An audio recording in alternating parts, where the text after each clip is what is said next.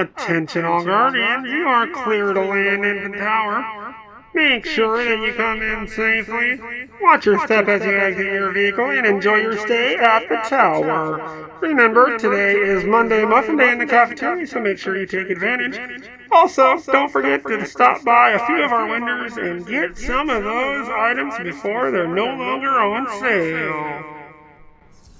Hey, how's it going again, Guardians? LVnative here with another Destiny video. In today's video, we are going to be taking a look at my top 5 vendor-rolled weapons that you can get your hands on for a limited time for a little over a week before the launch of the Rise of Iron, when all these weapons and rolls go bye-bye. So without further ado, let's get into it, shall we?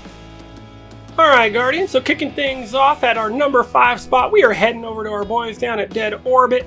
Let's see what they've got for us. Now, in this particular set of weapons that everyone has, Dead Orbit kind of got the shaft in my opinion. They do not have quite as impressive rolls as some of the other vendors do, but you will hear me talk about those in just a few minutes. But they did have one in particular that opened my eyes enough to give it my number 5 slot, and that is going to be the Hitchhiker FR4 Fusion Rifle. Now, first thing out of the gate, you can see this has maximum impact. Yes, it does have the slowest charge rate, but once you learn to adapt to that and you pre-charge that weapon a little bit before going around corners, this thing can shred, I'm telling you.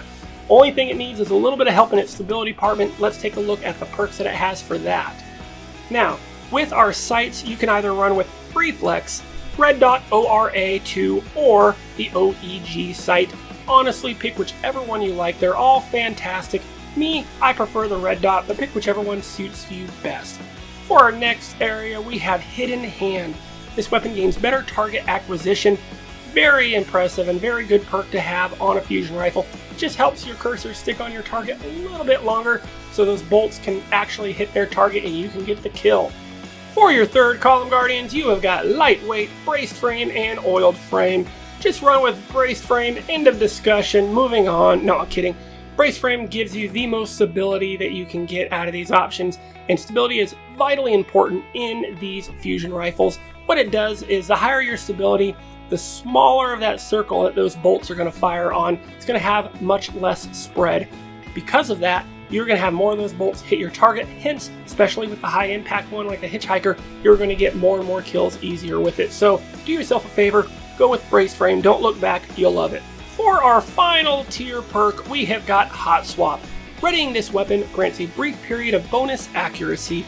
Now me, I absolutely love Hot Swap on a fusion rifle. It works so well with the synergy the way that most people play with it. You know, you've got your primary that you're using most of the time, but then a situation dictates that you need to pull out that fusion rifle. Maybe it's a shotgunner you see coming around a corner starting to rush you, or whatever the case may be. You switch over to the fusion rifle. Hot Swap activates, gives you even more accuracy to combine with that braced frame. It is going to keep that series of bolts that you fire right on your target and make it very easy for you to get the kill. So because of all these together, this gets my number 5 spot. Alright, so for our number 4 and our number 3, we are heading on down to FWC. That is right, the Future War Colt's our next stop. Our number 4 weapon here. Now, one thing about Future War Colt, they actually got a lot of great weapons. Most of these have really good rolls, and you could do a lot worse than getting any of them. However, there are 2 that I want to focus on in particular. So starting off at number 4, we do have another fusion rifle. We are going with the Vacancy. Now, you probably saw a little bit of this in the Crucible if you've been playing over the last month or so, and you've probably been killed by it a few times. It is a fantastic weapon. Now, if you look at the impact, it is slightly less than the one from Dead Orbit, but it does have a little bit faster charge rate and a little bit better range and stability as well. So that's the reason why I give this a little bit nod above Dead Orbit's. Even though it's not max impact, it's almost there, and it still wrecks people very quickly. Let's take a look at the sights. You have got the Candle IS2 and the Torch HS2. I prefer to go with the Torch, which with that improved target acquisition works well for me, but pick whichever one you like. We have Hot Swap. Now, I already told you on the Dead Orbits how much I like having Hot Swap in a fusion rifle or almost any secondary weapon slot. You are mainly going to be using your primary weapons, but when the situation dictates it, you pull out that fusion rifle. Hot Swap activates. It's going to give you even more, stability and accuracy and help you land those bolts on your targets and get the kill. Another thing that's going to help out with doing that Bam! Braced frame maxes out the stability on this. That is why I put this weapon so high on my list. By far the most fun I've ever had using a fusion rifle with this particular roll. So we've got the hot swap, we've got the braced frame. Those two used together, you should have no problem landing your shots and getting those kills. And we also have rangefinder or danger close. Do yourself a favor, go rangefinder. This already has a pretty good range and this is only going to improve it. This, in my opinion, is about as god tier roll as you can get on a fusion rifle. If you disagree or think of, a set of ones that are better, please let me know in the comment section below. We'd love to hear your opinion on it. But for me, this is about the perfect roll that I could ever give. I love hot swap. Of course, I love having max stability and being able to have rangefinder to give increased range as well. I don't think it gets much better. Moving on to our number 3, it's going to be with the same vendor. We are going to take a look at the Vanity hand cannon. Now, if you have not gotten yourself a really good rolled IS Luna or something like that you love using, go ahead and give this one a shot. It is really a solid hand cannon. I'm telling you, I've had a lot of fun playing with this as well. Let's take a look. We have got the Fast Draw IS, Quick Draw IS, as well as the Sure Shot IS. Some of my favorite scopes. I'm going to rock with Sure Shot. Absolutely love this particular one because of the handling and target acquisition that it gives you. Now, we also have third eye. Never a bad thing to have third eye on any primary weapon. Hand cannons are no exception. Being able to constantly be able to have that radar active while you're aiming down your sights is invaluable. On the next column, we have got extended mag or rifled barrel. No contest here. Go with the rifled barrel. By far one of the most popular perks to have on a hand cannon right now. So it gives a big boost to that range stat. And we also have in the final column, life support or exhumed.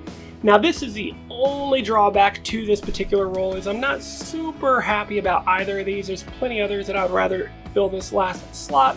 But out of the two, I prefer to run with life support. It is going to actually save your life quite a few times when you get in a firefight with somebody. You kill your enemy, but he doesn't quite kill you. All of a sudden, you instantly start getting your life back. Really nice perk to have in certain situations. So not too bad at all. For that, this entire weapon takes up our number 3 slot. Alright guys, for our number 2 slot, let's go ahead and take a look over at the new Monarchy and see what they're rocking. This is one of my favorite auto rifles to roll with. I am talking, of course, about the Righteous 7.